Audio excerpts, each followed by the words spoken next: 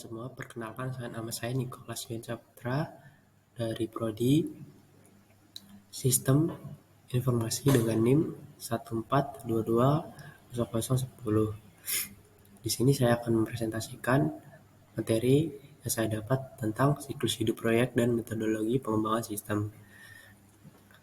Siklus hidup proyek dan metodologi pengembangan sistem adalah konsep penting dalam manajemen proyek teknologi informasi. Keduanya memberikan struktur dan panduan untuk mengelola proyek secara efektif dari awal hingga akhir. Tahap-tahap siklus hidup proyek. Yang pertama ada inisiasi, mendefinisikan tujuan proyek dan mengidentifikasi kebutuhan serta sumber daya yang diperlukan. Yang kedua ada perencanaan, merancang strategi, jadwal, dan anggaran untuk mencapai tujuan proyek. Yang ketiga ada eksekusi, melaksanakan rencana proyek dan menghasilkan hasil proyek yang diharapkan. Yang keempat penutupan,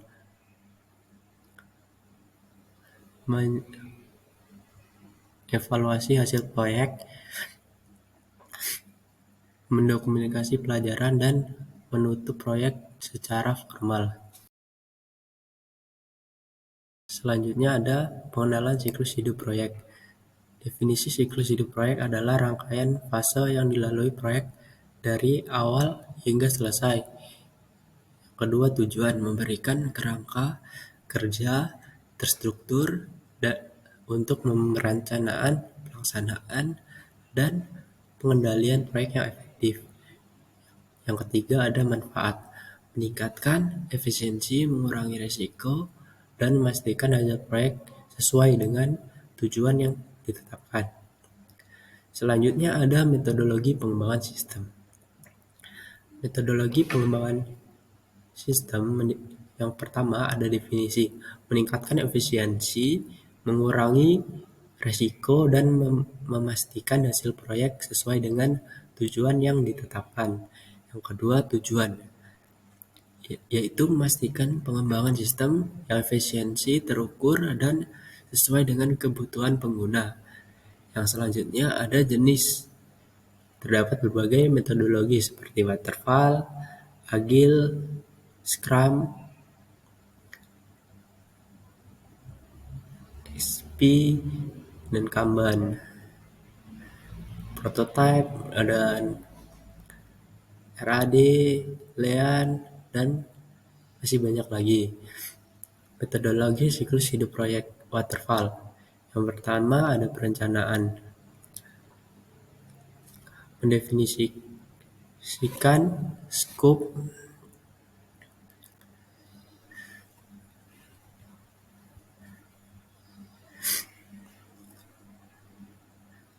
target, dan kebutuhan proyek. Yang kedua ada analisis, menganalisis kebutuhan dan menentukan solusi yang optimal. Yang ketiga ada desain, membuat desain sistem dan menentukan arsitektur.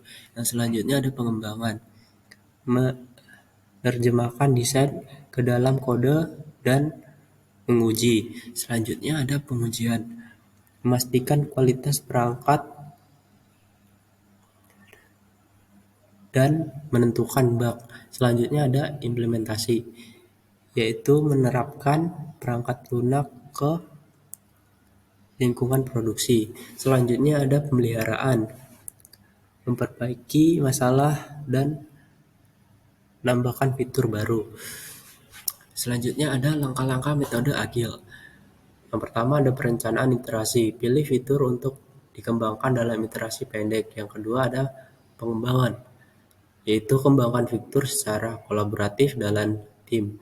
Yang ketiga ada pengujian, lakukan pengujian berkelanjutan selama pengembangan untuk mendapatkan umpan balik yang cepat. Selanjutnya ada evaluasi, hasil dan rencana untuk iterasi selanjutnya. Selanjutnya ada langkah-langkah metode Rapid Application Development atau RAD. Yang pertama ada pengumpulan kebutuhan, kumpulan umpan balik dari pengguna untuk fitur awal. Selanjutnya ada prototyping, buat prototipe fungsional dan demonstrasi awal. Selanjutnya yang ketiga ada pengujian pengguna. Libatkan pengguna untuk menilai prototipe dan memberikan umpan balik. Selanjutnya ada implementasi. Implementasikan dan penyampaian. Integrasikan umpan balik dan kembangkan versi final. Selanjutnya ada langkah-langkah metode prototyping.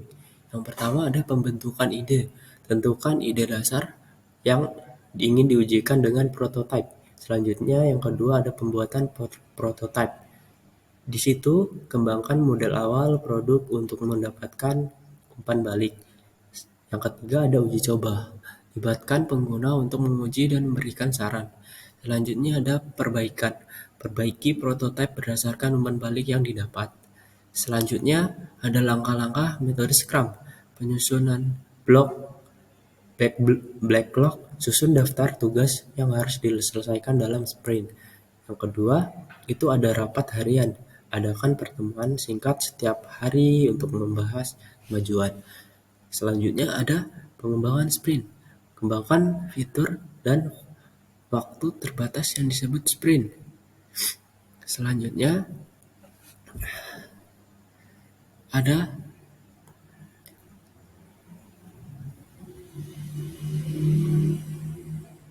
evaluasi sprint. Di situ evaluasi hasil dan rencana untuk sprint selanjutnya.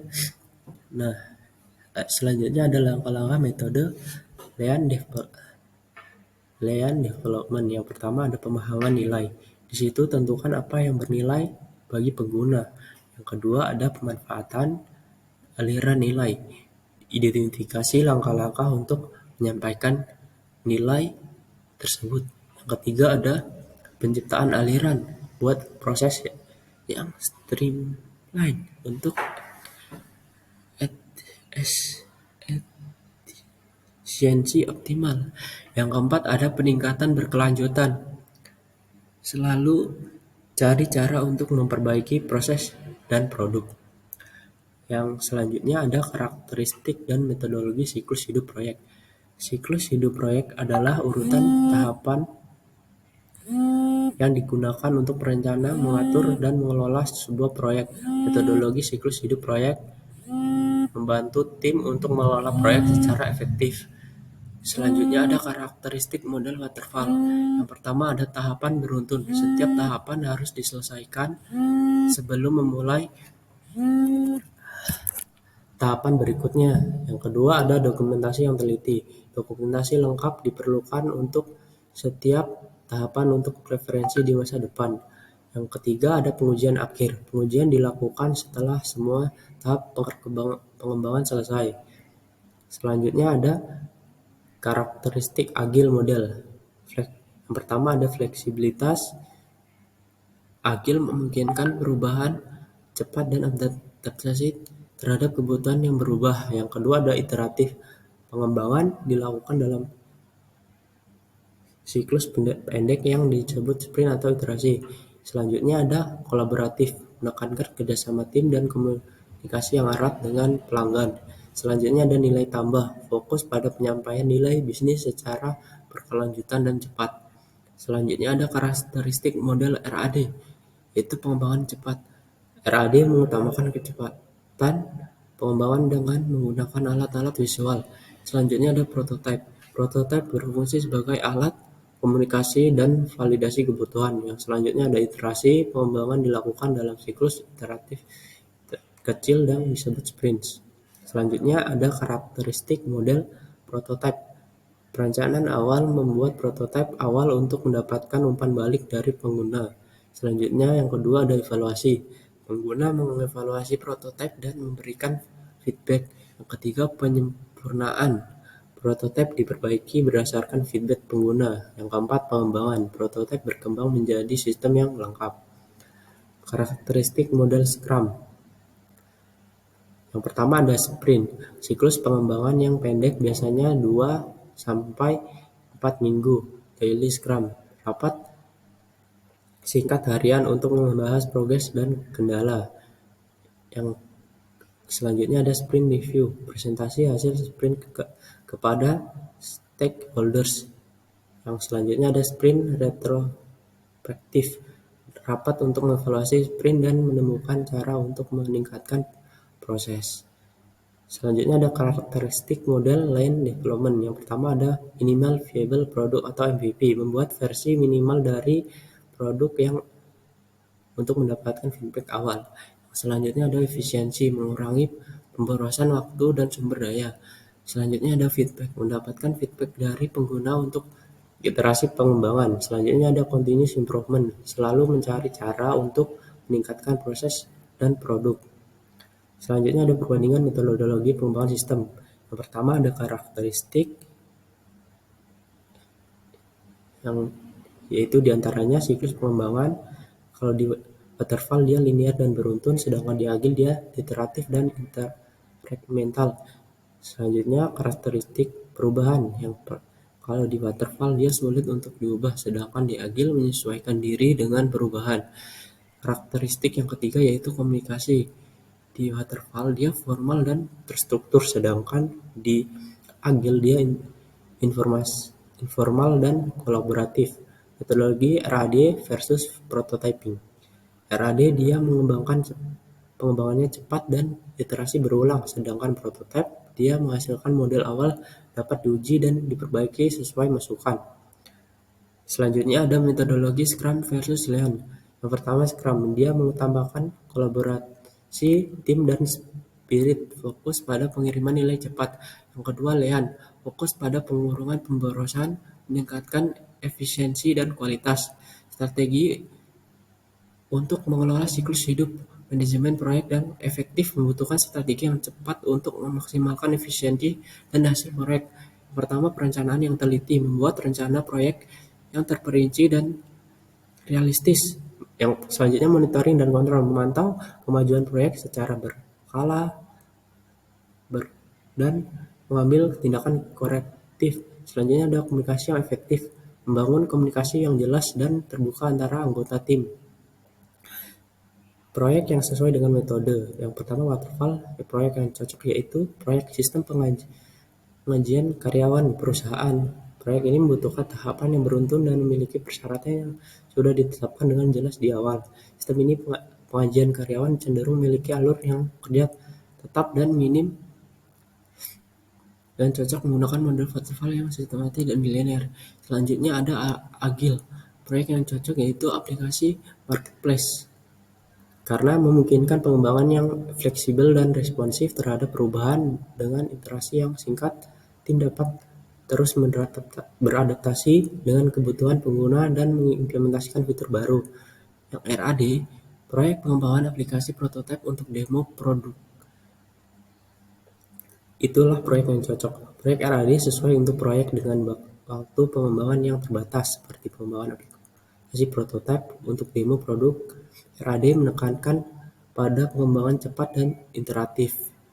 Selanjutnya ada prototype, proyek yang cocok yaitu proyek sistem pengendalian konten website CMS. Dalam pengembangan CMS, prototyping bisa membantu memahami kebutuhan klien dan pengguna, terutama dalam fitur-fitur seperti pembuatan dan pengaturan konten. Selanjutnya ada Scrum. Proyek yang cocok yaitu proyek pengembangan aplikasi mobile e-commerce. Scrum cocok untuk proyek pengembangan aplikasi e-commerce yang kompleks yang membutuhkan kolaborasi antar tim, pembagian tugas dalam sprint, serta iterasi terus-menerus. Selanjutnya ada Lean. Proyek yang cocok yaitu proyek pengembangan platform pembelajaran online dan cocok untuk proyek ini karena menekankan pada efisiensi, pengurangan pemborosan dan nilai tambah bagi pengguna dalam platform pembelajaran online, serta mengoptimalkan alur kerja untuk meningkatkan kualitas tanpa membuang waktu atau sumber daya. Kesimpulan, pengembangan sistem informasi memerlukan pendekatan yang terstruktur dan teruji. Siklus hidup proyek dan metodologi pengembangan sistem memberikan kerangka kerja yang fleksibilitas dan mengelola proyek dan mencapai hasil yang optimal. Kasih motivasi lah. Harus bersyukur guys, apapun itu bentuknya, masih bisa nafas. Rezeki itu gak cuma soal uang, temen yang baik, orang tua yang support, lingkungan yang baik,